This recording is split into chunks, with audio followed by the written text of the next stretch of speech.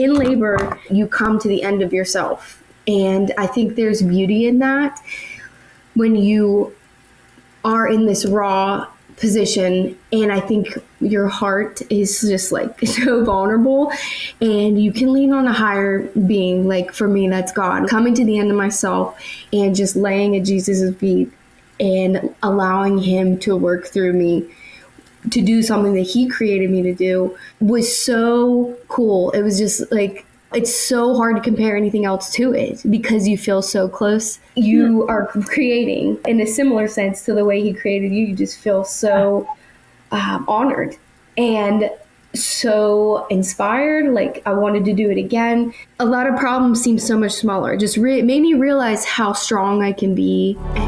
Welcome to Birth from Within, where inner wisdom meets grounded preparation.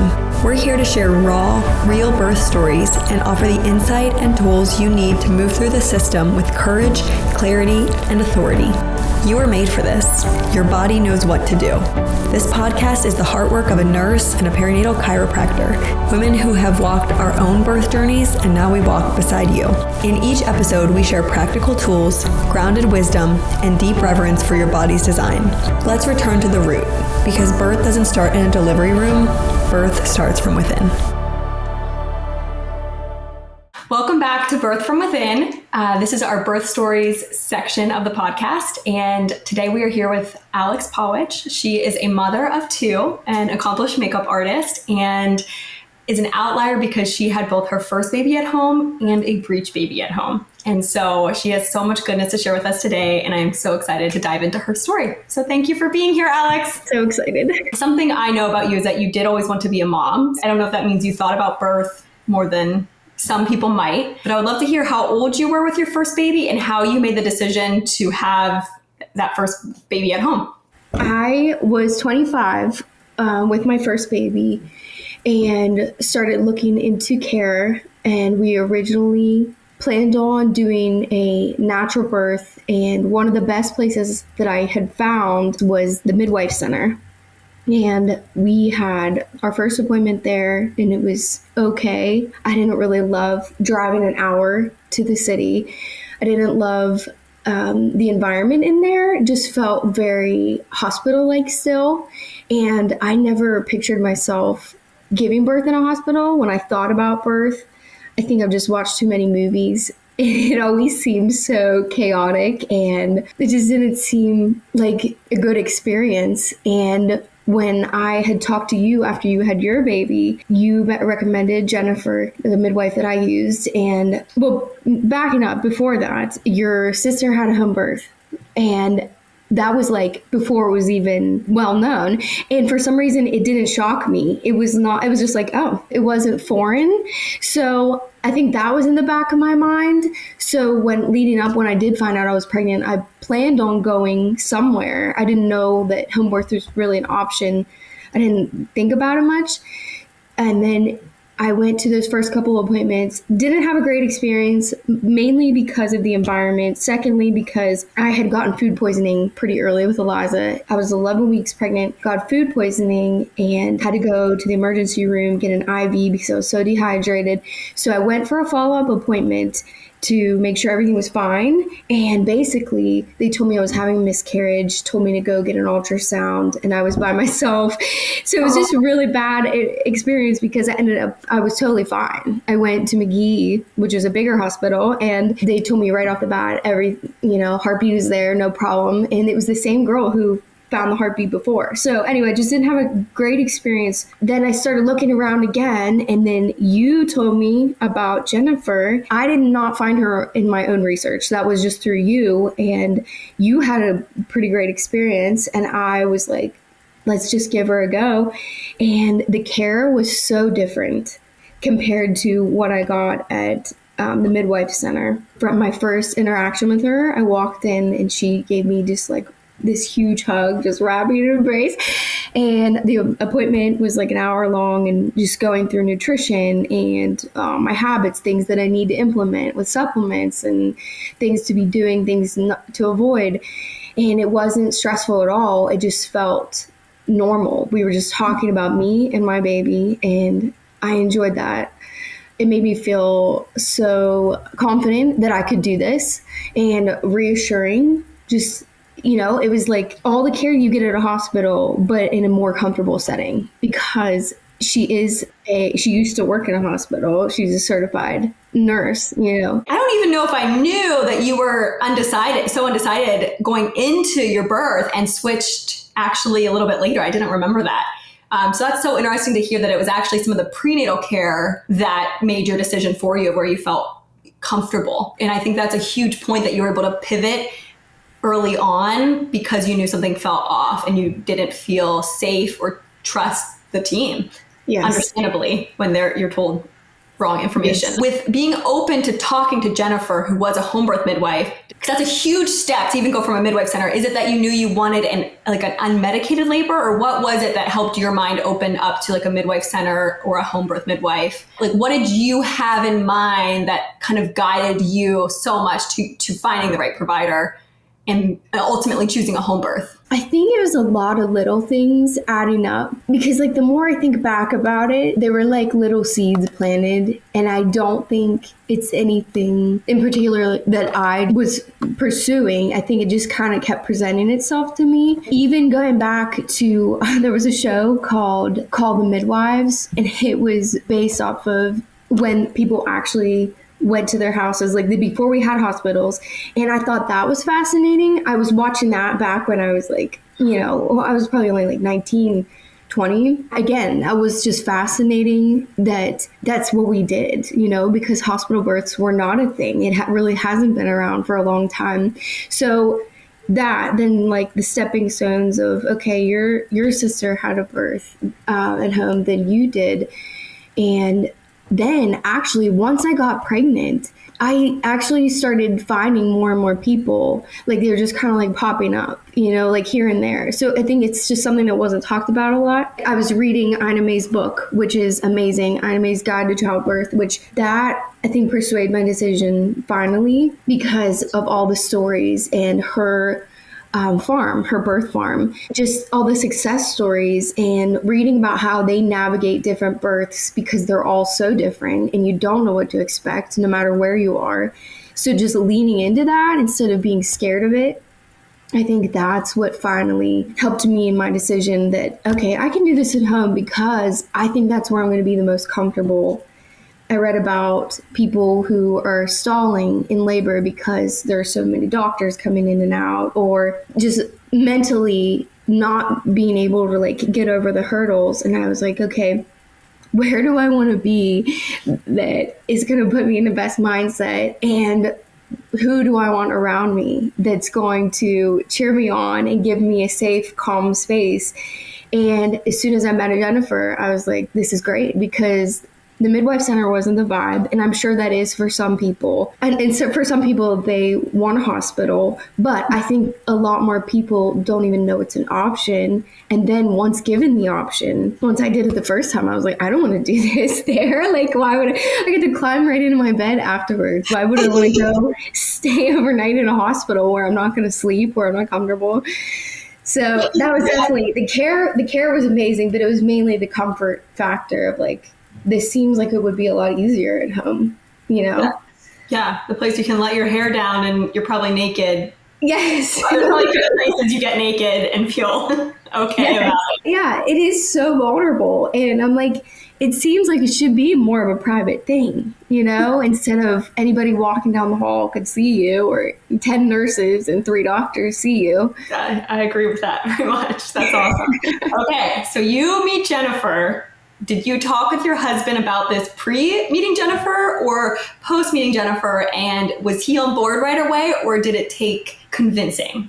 And I ask this with the caveat of a lot of times husbands have a lot of fear, and sometimes that dictates the decision of the wife, because like you said, it's so unknown. And I think we can lean towards questioning it or fearing it, which leaves us even more vulnerable going into it because of the unknown and the fear. And if your support person, your husband is not on board, that is difficult. Versus if they believe in you, it helps solidify like, yeah, this makes sense.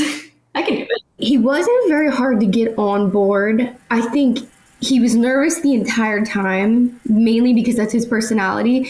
I don't remember which came first, like me telling him that we were going to see her, because he was on board with the midwife center. Like he was like, it's up to you because you're the one doing the work.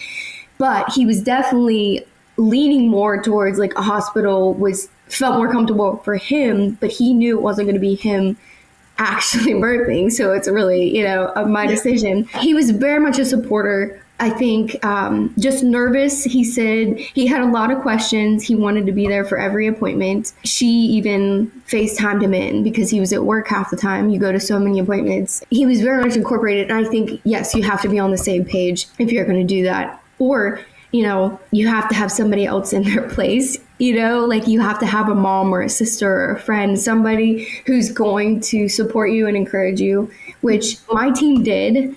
That Shane was a huge part of it. He definitely encouraged me so much. And to this day, he still tells me I'm a rock star. There are a lot of times he did not feel that way. Like he's still a little bit traumatized from the first birth, even the second one. I think there's just something about watching it and not being able to do anything. Like for us, you don't really see what's happening, and they have to sit there kind of helpless, like they can hold you or whatever. But he was as much of the supporter as he could be, and then he tried not to let his fear get in the way. So before we get to the details of this first baby's birth, you're slowly piecing together your birth team. So was there anybody else you added at your birth, and how did you make the decision of who else you were inviting into the space as you got close to your birth? Jennifer, my midwife, I asked her for a doula recommendation, and from the first moment I talked to Angie, she's a fountain of information. Our first conversation was over the phone, hour long, just talking about anything and everything relating to birth. And I just felt so comforted by that because I'm the type of person that likes to read, and I want to know what I'm doing before I go into it. I mean, as much as you can. I just wanted to prepare as much as I can, learn as much as I could. A, because it's fascinating, but B, you do have to prepare yourself no matter where you're giving birth. They both had backups. So there was 4 people total, and then Shane. I never thought about bringing anyone else in because it seems like such an intimate thing to me. I know some people feel like they need a friend or mom or sister, somebody that's done it before, someone to encourage them, but it never crossed my mind. And I remember my mom being a little offended that I didn't ask her, but it just seemed like I had Shane and I had a team. Like, I didn't really feel like I needed anybody else. I think when you want to lean so much on your spouse, that shifts the dynamic to adding a parent. Whereas I think some of the people that have had their mom, it's maybe a different relationship with their partner. Or right. I think it's so personal. Did you know much about a doula early on? I had to Google it, the difference between, because I knew a midwife was going to deliver the baby, but I was like, I feel like there should be a little more prep into it. And that's what Angie helped me with, is the prep work. Any question I had, I could text her or Jennifer, because, Jennifer's busy. And I saw Angie for prep classes. She helped Shane, answered a lot of questions for Shane. She was very comforting, especially she's a massage therapist. So having her for acupressure, everything was just so much easier. Like, that was comforting to me. I could not have done it without both of them. That's amazing. Yeah. I only want to clarify that you delivered your baby, but yes. You're right.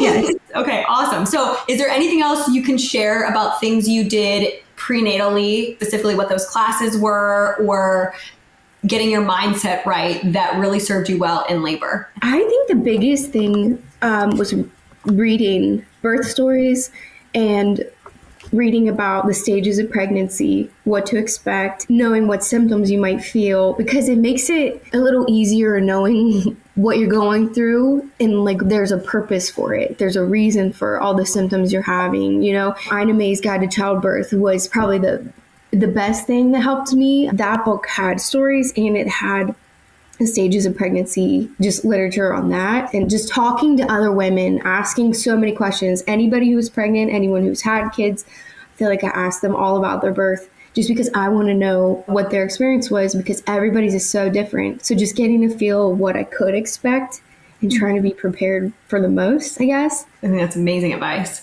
I would love to hear about the labor. I started around 2 p.m. and it felt like cramps, like a period cramp. It was pretty close together. They were honestly like only a few minutes apart. And I was like, okay, I think it's starting. And Shane was at work, so I was just watching TV on the couch. He came home and he laid down because he had been working really long hours, long weeks, and he laid down, took a nap. And I let him sleep because I knew I was in labor and I wanted him to get a good nap in. So he woke up after like an hour or two, but I let him know. I said, I think I'm in labor. So like 2 o'clock, I knew I had cramps. 3 o'clock, I called my doula and my wife, let them know. And they said, eat something, try to sleep. I'm like, okay. So I just try to hang out. And then when Shane woke up, I told him and he went and got me food. That was probably around 5 o'clock. So I'm trying to eat Panera on our back deck. And I just remember it was getting harder to concentrate and I didn't want to eat. I was like, oh, things are getting progressing. And from there, I feel like it started to be like a blur, your time warp it's like warped a little bit. It just starts to change because in between each contraction, you have that dose of like oxytocin, right? And your time is just so different than when you're not in labor. It's so weird. Between 7 and 8, Shane called her and told her to come. Things are picking up. So she gets there and I'm laying on the couch. Did your water break or anything at this point, or it's just contractions getting closer together? Yeah, my water never broke with Eliza. I'm laying on the couch and Angie comes in and she asks me, she's like, on a scale of 1 to 10, how are you feeling? I said, I think I'm at a 7. And she goes, I think you're more at a 3. I was like, oh man, I better buckle up. Like I didn't say anything out loud, but I was like, okay, this is a 3. You better tough it up, Buttercup. So I go get in the shower because I'm like, I can't lay here anymore. So I'm in the shower and the hot water is like feeling great, but then as soon as I get out, it's just so hard. Do you remember at all how long they were at this point? They're still like a few minutes apart. The whole time they were just like a few minutes apart with her. It was crazy. The biggest thing I remember is my back. I just had so much pain, like labor in my back. I just felt like I could feel things expanding. Jennifer showed up around like midnight or 1 o'clock. That whole time I'm just like walking around, getting on the cub chair, like leaning and sitting on the toilet forever. Backwards. That was like the most comfortable place because I could rest and lean on it. Jennifer showed up and checked me to see how far I was dilated. She was like, you're ready. So I pushed her out in 15 minutes, but I forgot about this. So I was reading about it again. Her hand was under her chin and her water never broke. So she was born on Caul, which is pretty rare. So she came out in the bag, which was terrifying to Shane because it was green from the meconium. Her face apparently was like looking green. So that it broke as she came out. Wow. And she pulled the placenta, part of the placenta with her because the cord was wrapped around her leg and her hand was under her chin. So she came out, gave one little cry, but then they gave her a breath because she kind of stopped. And they said that she probably would have been fine, but they didn't want her to struggle anymore. And then she let out this little squeal. It was like a little pig. I just remember Shane being like, breathe, breathe. He was like so scared. And it was totally fine. It was bloody, but it was totally fine. She came out perfectly fine. Where were you at when you pushed her out? Especially because if your water broke, it was probably so much liquid, I'd imagine. So much liquid. We were on the long part of our couch, and I was on all fours when she came out.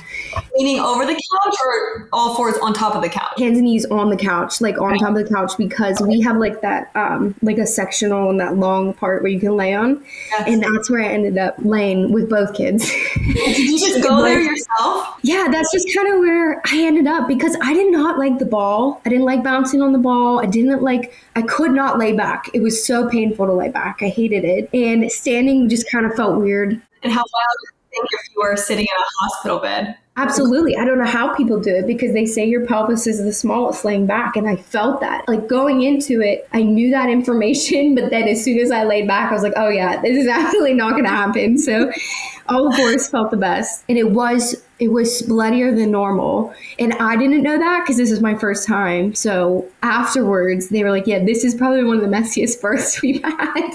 And I had no idea, you know, I just thought this is all normal. Everything about it felt so normal because I've never done it before. It was a mess. We had a hard time getting it out of our couch because as much as you put down, like blankets, you know, whatever, towels, plastic, it's still a mess. But that I learned afterwards that that's not typical. So some of that's because the bag broke upon her departure. Mainly because of the placenta, pulling the placenta with her.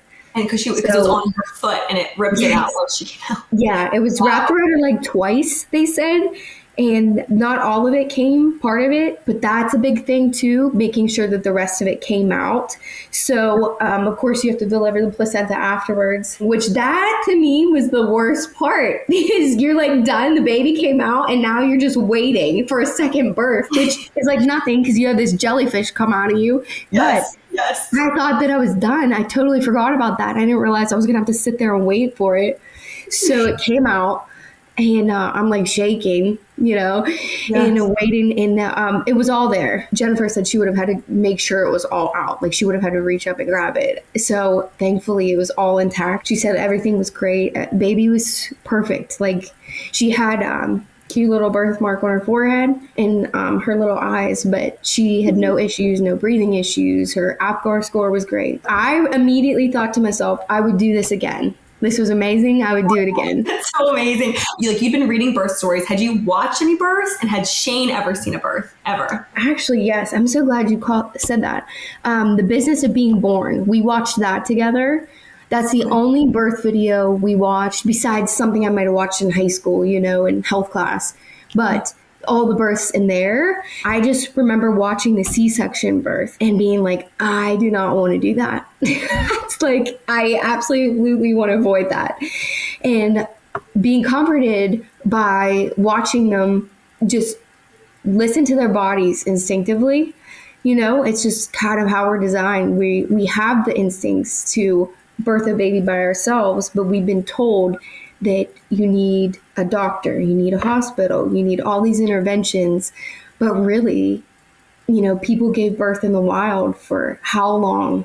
Yeah. You know, This is new. It wasn't until like Queen Elizabeth, right? To lay on your back and be put to sleep because it was easier, you know, or easier. Yeah, it's a dark history of birth being medicalized. It's so interesting, the things that made you want to steer clear of a hospital, that it's like when you trust that you have the instincts and you were created to do this, Victor is the wrong word, but you're like the hero of the story, right? Like you deliver your baby, but going into a hospital, like you turn into the victim and the patient, and it's just such a shift in roles often when you step into that, because you're handing over what you innately possess and are capable of doing. For me, it was like if I was going to go to a hospital, it'd be like second guessing myself or constantly trying to be sure of myself that I could do it because of all the interruptions and because of the unknowns. Like there's already so much unknown, but I wanted to choose faith over wishful thinking.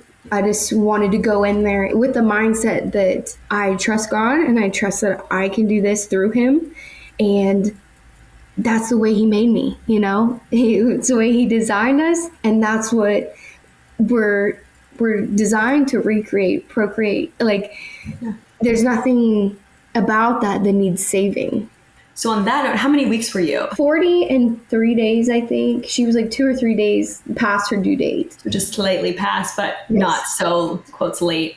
Just because a lot of times I feel like inductions are also pushed with different care teams, and that's another thing that messes with your mental capacity. So for you, was it hard mentally at the end of pregnancy? I will say I was ready, but like physically I was ready. My body was uncomfortable, but mentally I was like, yeah, I don't care if she waits like another week or so. Like I just didn't know if I was ready to have this huge change, which I think everyone feels that. I think there are so many times during my pregnancies that I questioned, okay, can I do this? Even though after I did it one time, I was like, okay, can I have this baby? Can I do this again?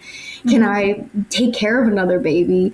But I think that's just fear, and you have to choose to push past that. There's a reason for fear, but I think a lot of that is it's just unnecessary. It's just normal doubts, and you have to refocus, recenter yourself. Sounds like you also innately have such a powerful inner dialogue to combat that, because you're right. It's kind of a human experience that the doubts creep in, and it's always like what you do with that doubt. So that's really powerful that you could talk into that and overcome that and then be ready to welcome your baby. I think it was partially like personality. I don't like to give up, and I do feel confident in myself in most things, but I think my birth team and my partner, constantly, I would go into an appointment being nervous about this and that, like what I'm eating, what I'm doing, if I'm going to tear, all these things.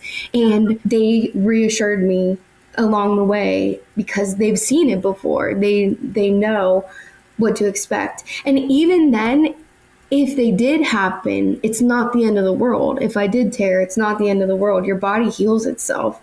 And even if you need a little help, if you need stitches, whatever, like that's what the medical team is there for, which I did tear with Eliza, but it was superficial. It did not need stitches. But that was one of my huge fears going into it, that I was going to, you hear all these horrible stories, and you get ripped and you have to get stitched up, which looking back, it's such a blur, like a blink, it's like, yeah, you're uncomfortable, but after you have a baby, you're uncomfortable anyway. So you don't even know, you don't know the difference. Like I was definitely took a while to heal. I bled a lot for quite a few weeks, but I also am just the type of person that bleeds a lot anyway. Like I just remember my cycles, I've always bled so much. So it really was no different than having a really long period afterwards. You, I think, said something so important, that you had fears and doubts and you spoke them out at your appointments. So do you feel like you were able to go in honest with your birth team and say like directly, I'm afraid of this, or like, is that something that you did? Absolutely. They gave me so much information each time, and I was able to text them, call them. That's the difference to me too.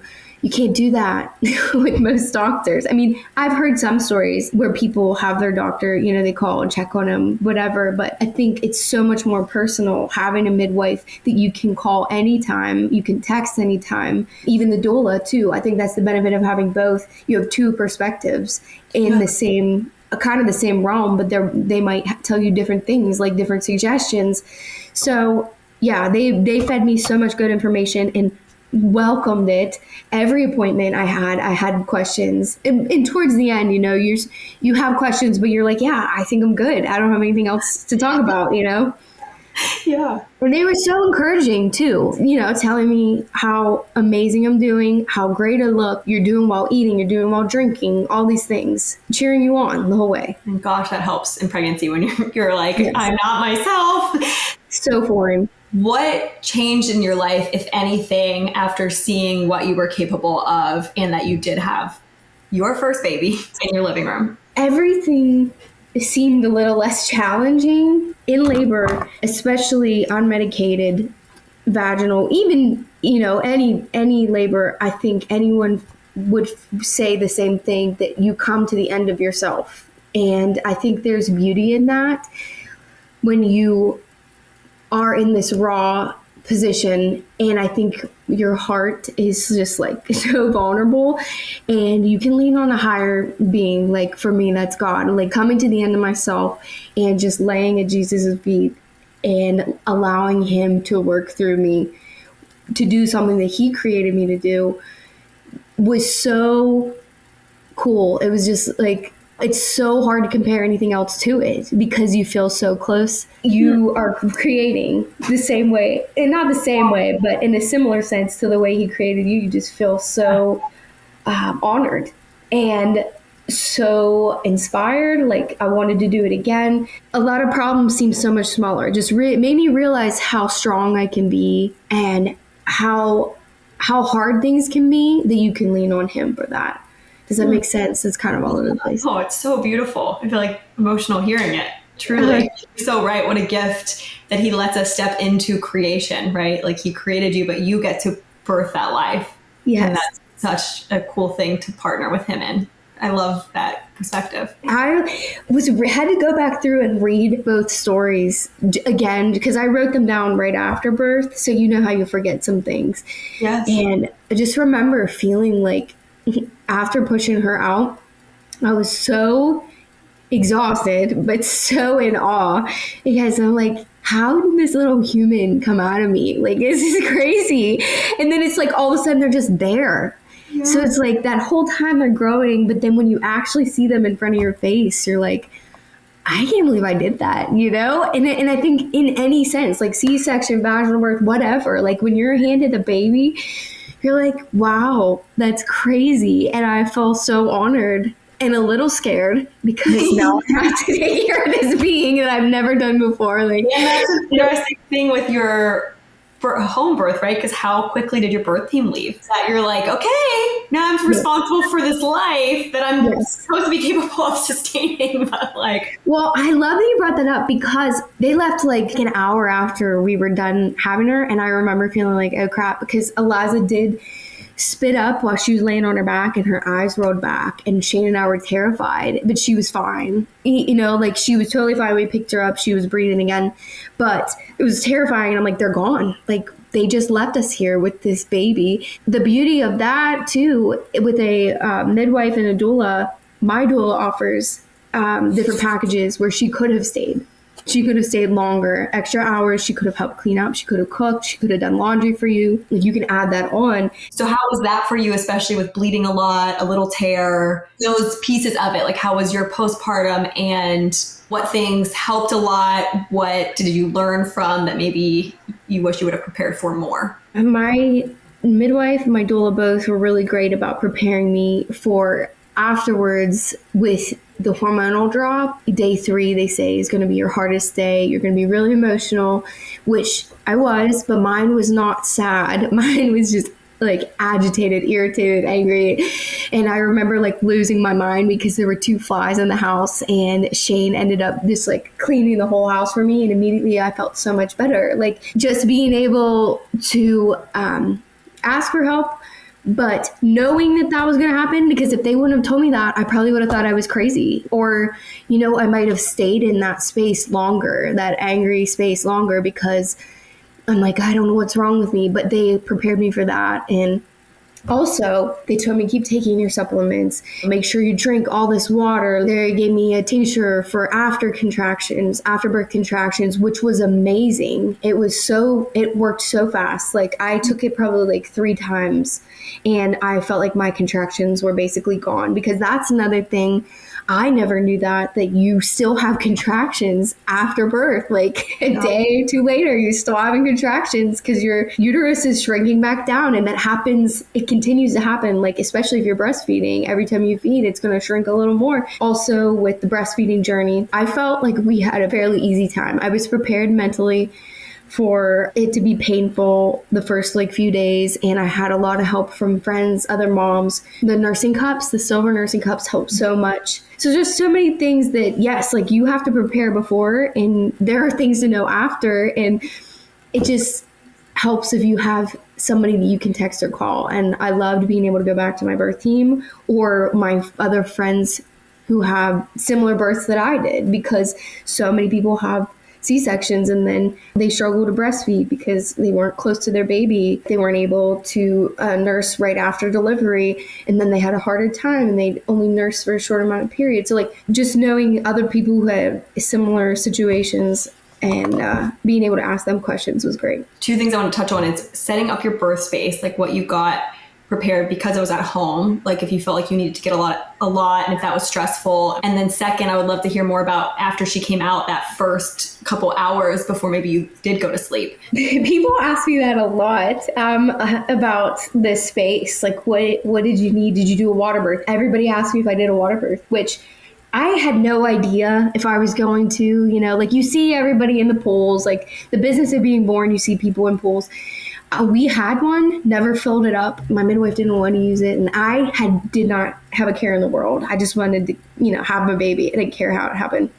So no, I did not need anything besides the birth kit she gave me. I think they may have had some like washcloths with warm water and like, because that's the stuff they ask you to set out. Like there's a whole list of things. So there is a list of things, which is good, especially if you're a planner and you're type A and you want to make sure you're covered. But for the people who feel like they need to have a whole birth center set up, you don't need everything. Like you can literally have a baby with just yourself. That's one story I read in Ina's book. This woman delivered a baby standing up outside at work, and the guy who wrote the story was a doctor who observed it from a distance. And he's like, I thought I should go help her, but then I looked at her again and she's just, you know, you could tell she was like breathing, but she did it all on her own, just reached down and grabbed her baby out on the street. That was in my mind too, of like, okay, yes, you can do it. Listen to your body. Yeah. After Eliza, right after we had her, delivered the placenta, we're sitting there, I'm trying to get her to latch, to nurse, which felt like forever.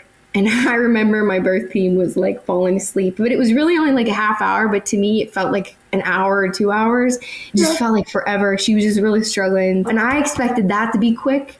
I didn't think it would be that hard, but she's never done it before. And I've never done it before. So she's figured out how to eat outside the body, which she never had to do before. So having that perspective second time around, because I remember being a little bit frustrated and exhausted, but then she got it. And we took the best nap ever. Crawled into our bed. It was like an 8-hour nap. And that is something I will never forget because they don't sleep. You know, like newborns are up every 2 hours. My kids still don't sleep very well.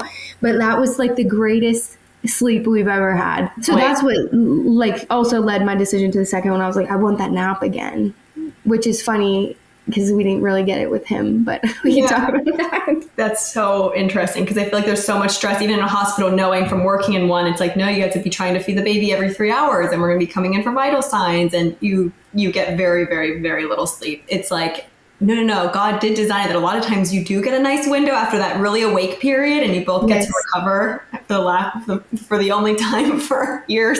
Yes, yeah, because you're both exhausted. Like her little body had to do so much to get out and she was so tough and so strong. Like she did it. And then, you know, we're exhausted from being up for how long? And it was just amazing. That was like the best feeling. And then did your team clean up a lot of the stuff before they left? And did they also honor very much that you just got your baby? Yes, they did not. No one held the baby except for me, except for to weigh her, to check her. You know, they like nobody was like holding on to her, cleaning her. I asked them not to, you know, because I wanted her to keep the vernix on.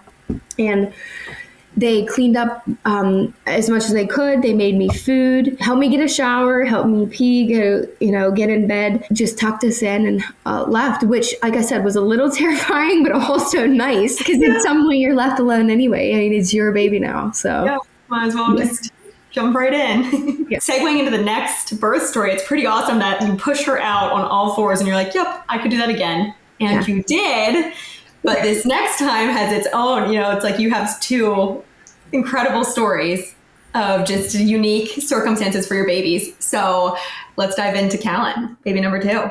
Okay. They are 2 years apart. His pregnancy was a breeze. So much easier. I felt, I don't know if it was just knowing what to expect this time around, like taking care of myself, just getting myself to eat was like really hard with her. But with him, I just felt like I was hungry all the time.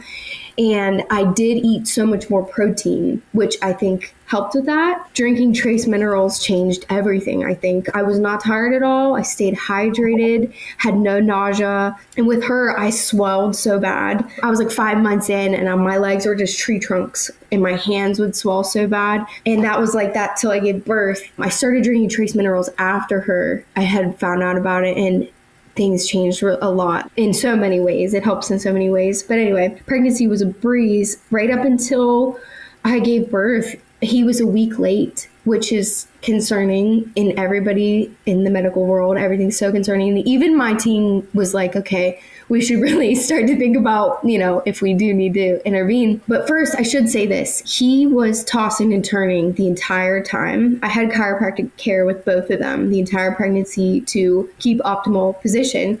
And that's something I said to my chiropractor the second time around.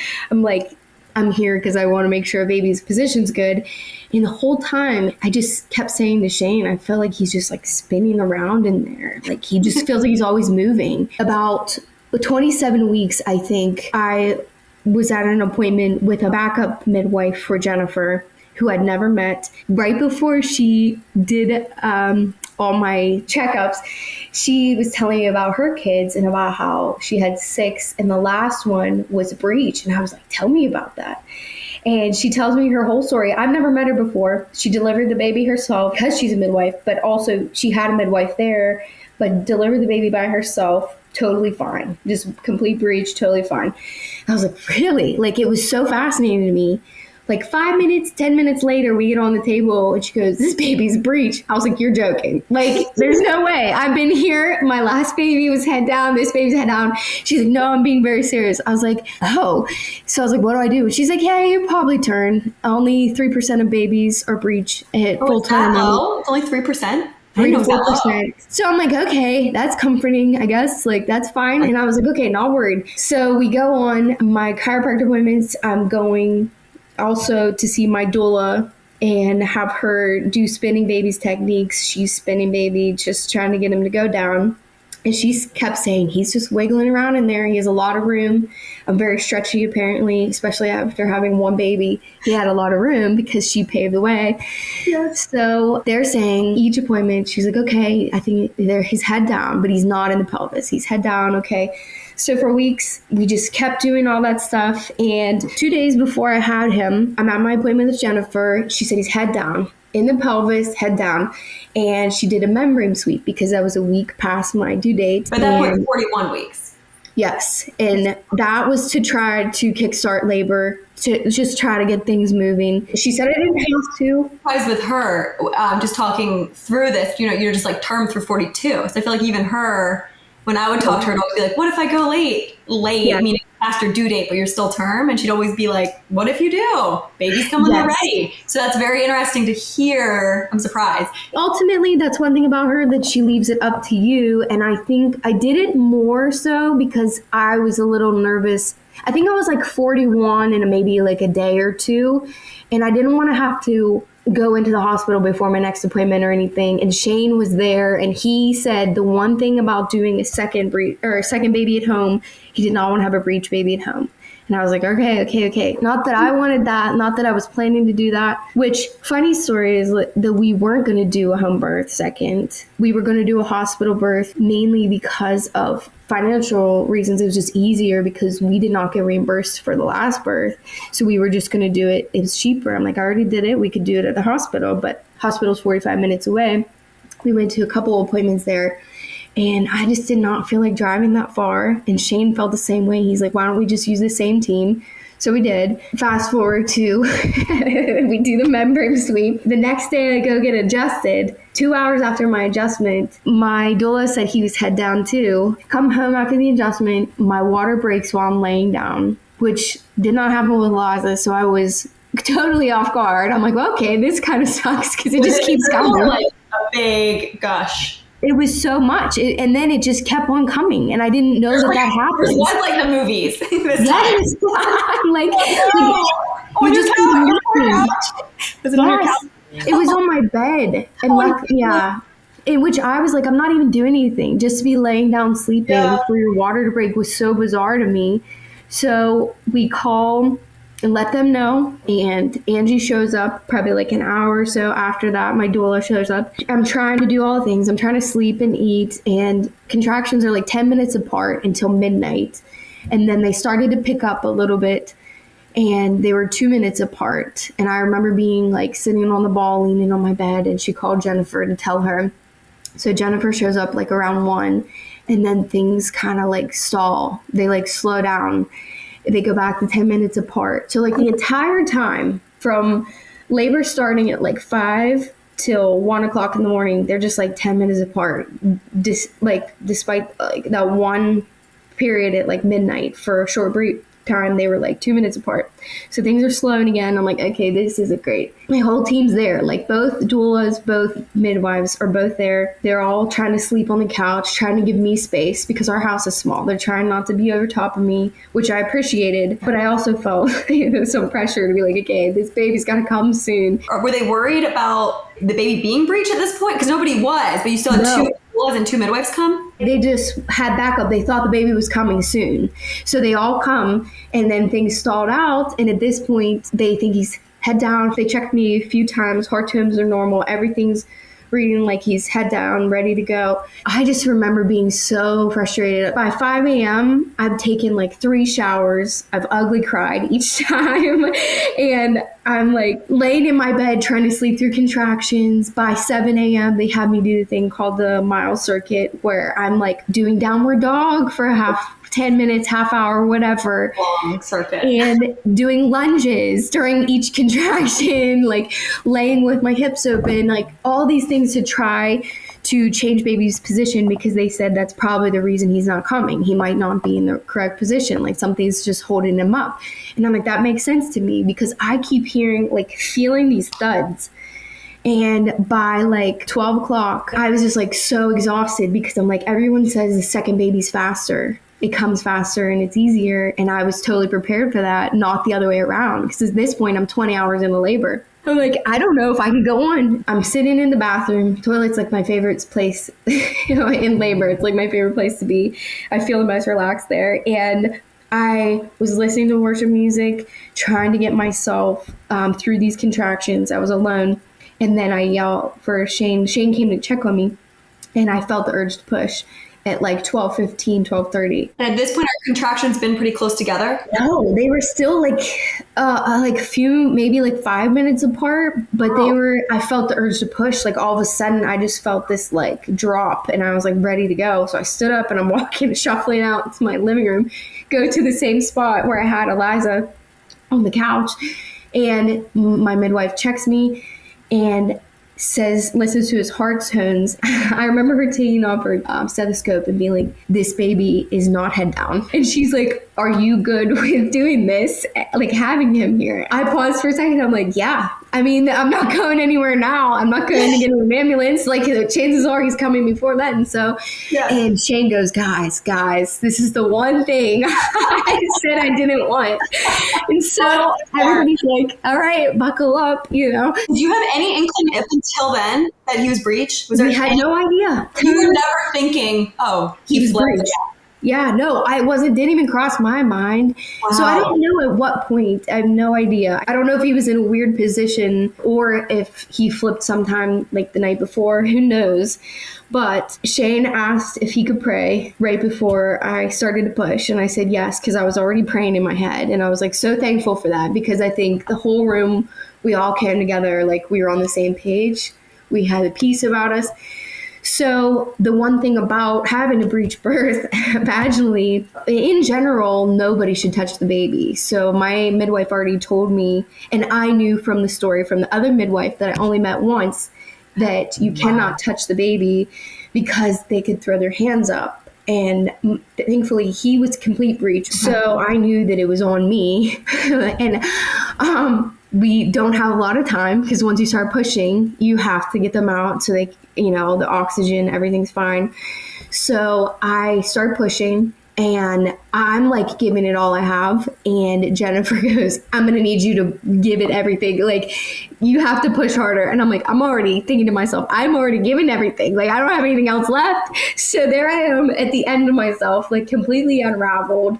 And I just think to myself, God, I know that there's a chance that I might not make it out, that he might not make it out, and I'm here, and this is where I am. Like, this is all I have, and I gave, like, the biggest mama roar, got him out. He came out facing Shane, and he said that I rocked back, and, like, I'm, like, smashing him on the couch because I'm trying to get him out. My body was instinctively trying to wiggle him out, like, as much as I could because Jennifer's saying, we have to get him out now. We have to get him out now. And I can hear the panic in everybody's voice. I felt peace because Shane prayed. I just knew, I'm like, in the back of my mind, I'm like, there's a chance that neither of us can make it out. And that's the way that birth is. No matter where you are, no matter who you're with, no matter how you're going to do it, there's a chance that you or your baby may not make it out. That's just life.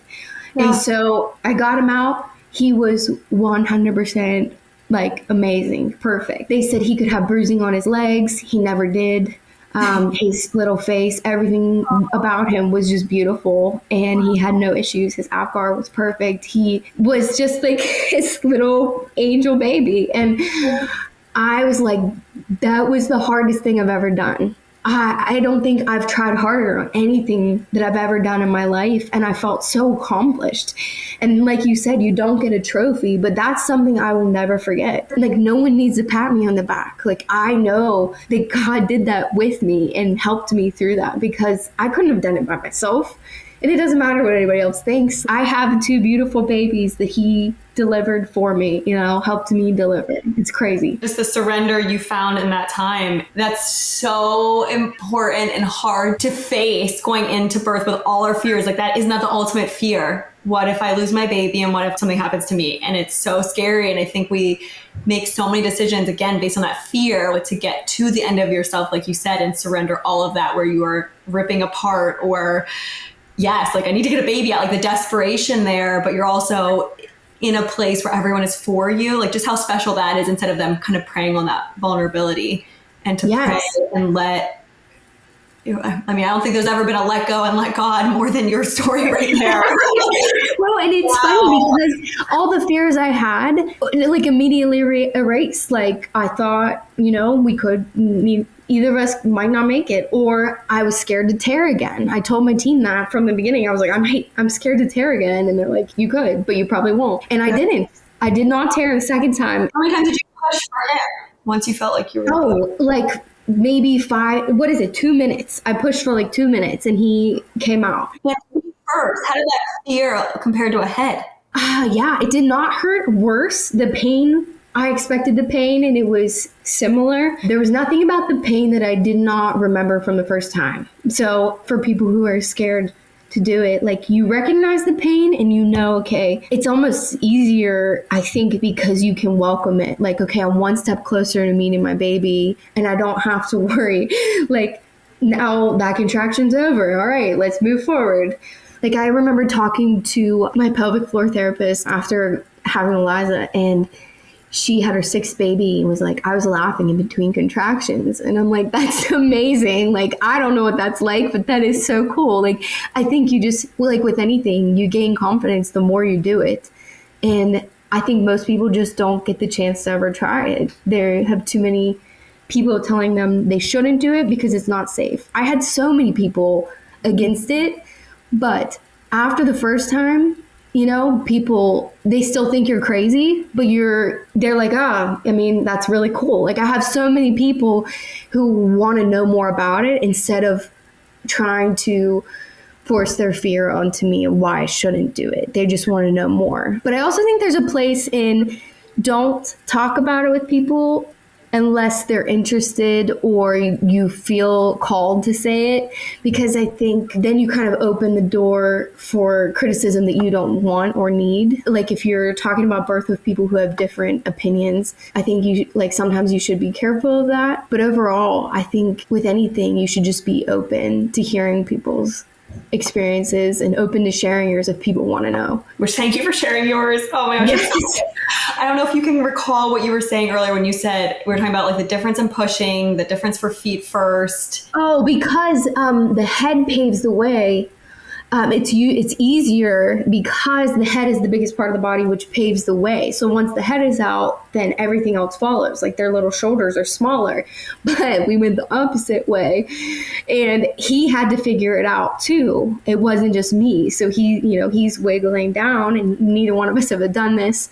So he was trying to figure out his way out, and it's miraculous. But at the same time, I think that's the way it was always supposed to be, obviously, because that's the way it happened, And that's where I think no matter how many birth stories you hear, how many people you talk to, your baby's going to come the way it's going to come, and it's going to be different than your neighbor or different than your sister or your mom or your grandma. Or the first baby you had, or the yes, fourth baby you had. That's something I totally, afterwards, I was like, okay, now I just don't know what to expect anytime. Because I'm like, what else could happen? I'm a little bit scared about that, but I'm definitely going to do it again. Is God willing, I'm going to have more. Wow. Why did you see the backup midwife for that one random appointment? Because Jennifer thought that I should see her, and then she ended up leaving to go do her own practice, open her own practice. So that one time, I just saw her that one time, first and last. And that was before my appointment. That was at the beginning of my appointment. And I just remember as soon as she said that, I was like, I want to know more about that. And I totally think it was fate, because why else? Because then she was in the back of my mind. I probably would not have had the amount of confidence I did, like the piece I did when she was like, are you ready to do this here at home? And I'm like, yeah, I mean, it's been done. It's been done how many times before that too? But people don't talk about that. This story means so much, because once you hear the firsthand account of like, okay, it's been done. It's like competitive athletes are almost like when you see what's possible, it pushes the limits. And yes. That's where, like, as women, it's so sad to me how many women don't get the opportunity because of how much it changes you and gives you to walk through life. Like how you don't really walk the same way anymore. Absolutely. But also the belief in yourself, the leaning on a higher power or something outside of yourself. There's just so many things, like your intuition and building a team where you can let your body guide you, because it will. Like you said, it's such a different way to measure time. And sometimes you're like, why did I pick the same? Like, why did I walk out of the toilet and get on hands and knees again? You're like, you just follow. Like it's almost, you got to get your head away, and you just are like. And I think that's something about intervening too. It interferes with your body's ability to feel its instincts. So I'm not saying there's anything wrong. Some people feel so much more comfortable getting an epidural, doing all the things. And that is totally okay. I'm not shaming anyone for that. But for me, I wanted to be able to feel. And then after experiencing it, I know for sure, like, you can't listen to your body as well if things are numb. Like, how would you know that you needed to squat or to get on all knees if your legs are numb, or if you're not allowed to move? Yeah. And like, some people just know themselves, they think they know themselves enough that, okay, I just need to be in a hospital, I need to have a doctor there, whatever. And I know a lot of people who have beautiful vaginal births in a hospital without intervention. Yeah. But for me, I don't do well with needles. I did not want to be hooked up to an IV. I don't want to be monitored. I don't want to be pressured to do a lot of things that are usually asked to do in a hospital. And at the end of the day, you have autonomy, but then when you're questioned over and over and over again, a lot of people just feel pressured. Yeah. They feel pressured to make decisions they would not have made if they didn't have to do that multiple times on the spot in front of different people who have a medical degree, who are a doctor telling you should do this. That's not based on maybe your best interest. And that's why we're not saying that they're not carrying an outlier professionals, but it's just a completely different system that they're under. What would you say to somebody that is like, this is appealing to me as well, I'm curious, or maybe they're doing a home birth or, unmedicated hospital birth? Like what advice would you have for other women who are embarking on the journey? Read as much as you can, especially Ina May's books. The Guide to Childbirth was, I think, the best for me. Watch The Business of Being Born. That was amazing. It answers so many questions, but find yourself a great team. You have to have a good support system. Find the person that's fit for you. There are a lot of more out there. There's a lot more options now, and there are midwives that lean more towards the medical side and some that lean more towards holistic. I believe that there's somebody for everybody. Even if you're doing a hospital birth, I think there's a way to find a middle ground where you don't have to be monitored. I think so many people just don't know that they have autonomy. They can choose. They can refuse whatever they want. But I think, yes, just read so much, ask questions, surround yourself by people who have done what you want to do or something similar. just explore it, because at the end of the day, you can see 3 providers at once if you want. You can choose whoever you want and wherever you want. I will say this, your baby's going to come when it wants to come and where it wants to come. So I have friends who like gave birth, like getting out of the car, you know, at the hospital. Like you don't get to choose. It's going to happen when it's supposed to happen. And I think just being in that spot of openness, just being open to whatever is going to happen, but also preparing for what could happen, because I had to read a lot of stories, and Ina May's book was amazing for that. I love that you said that, because I think that compounds on why it's so important to prepare, because some people are like, I'm going to go get an epidural. Like, I have a vision for how this birth will be. And then you have a baby getting out of the car, or like bachelor people had a baby in a closet, and just, yes. It can come fast and probably be so much more empowering if you have some tools in your arsenal, or a mental grid shift, even if it's not what you were planning, to help with it. And I think that's sometimes why it feels so horrific from people, because if you haven't done the prep work of like the mental coaching and the breathing and the trust, that can make it more challenging. Yes. Trust yourself, trust in a higher power, for sure. Was Eliza at your second birth? She was not. I debated it. She was 2 at the time, and thankfully she wasn't, because it went on forever. She probably would have been like a little confused and a little bit scared for me, which I didn't want to scar her. I want her to know. And she knows I had him here. She was so excited to come meet him. They were a little older. I would love to, maybe future babies, they could stay, but she was just at a space where I think it would have been too distracting, and it probably would have been hard for her. I had a 2-year-old as well, and it was the same. You're like, I would have loved that. I think Jennifer actually advised against it. She's like, if you have to be the default parent, if you're around, you probably can't have a baby. So yes. I was like, okay. Yeah. Last thing I want to ask you is, so much of what you've said lean towards you following your gut, you leaning into your intuition.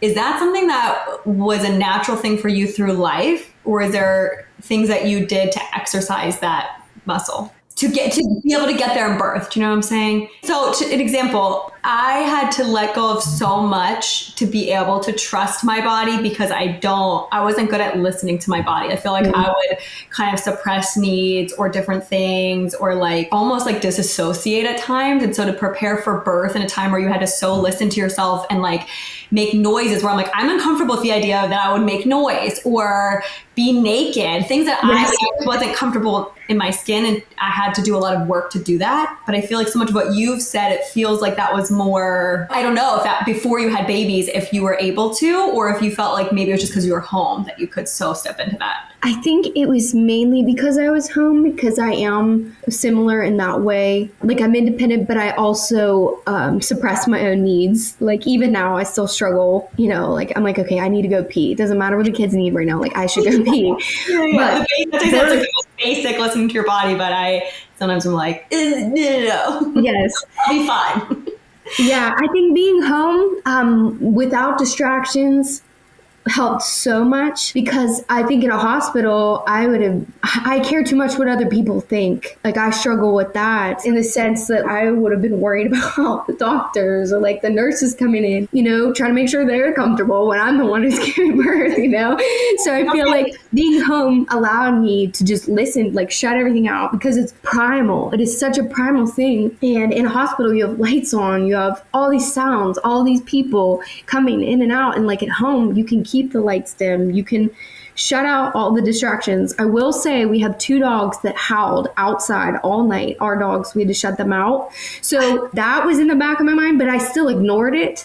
So even with that, I think once labor starts and you're in the zone, your body takes over. You don't even really think about that much. Like, people are asking you things, but you kind of like vaguely remember. I think overall your body, when you're not hooked up to anything, you don't have any medications or anything altering the way you think or the way you feel, you have no choice but to listen to it, because it is loud. Like, your labor it's not comfortable. It hurts. It does hurt. And I think there are ways to breathe through it, to accept the pain, kind of welcome it, and it makes it hurt less, knowing that there's a purpose for it. But there's no ignoring it, especially when you don't have anything numbing that, dialing it back at all. Like, you are just in this state of you figuring out how to get this baby out, like letting your body do it. And something I read changed my perspective of that.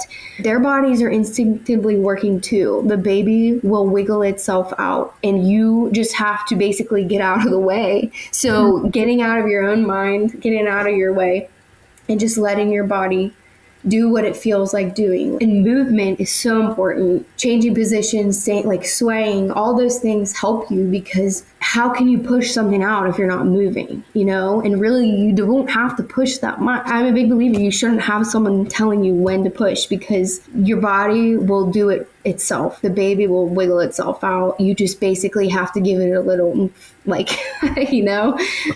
I mean, your labor is almost begetted to a way more efficient pushing.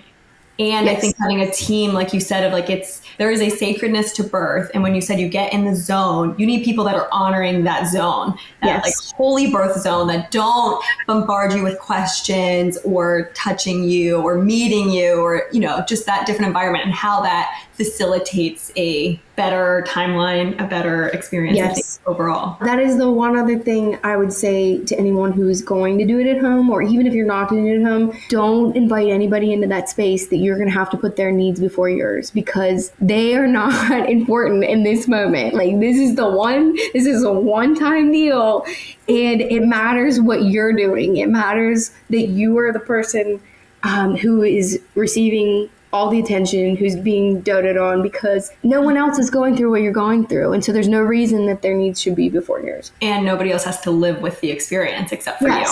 So exactly. You get one shot to do this the way you want to do it, and don't let anybody else interfere with that. Oh my gosh. Thank you so much. I'm so inspired. Not planning on having any more babies, but you're making me want to. Thank you for sharing all of that information, all of that wisdom. You're incredible. You're so strong. And I can't wait to hear your next birth story. I can't even imagine. Maybe it'll be a boring, head down, water road baby. We can only hope.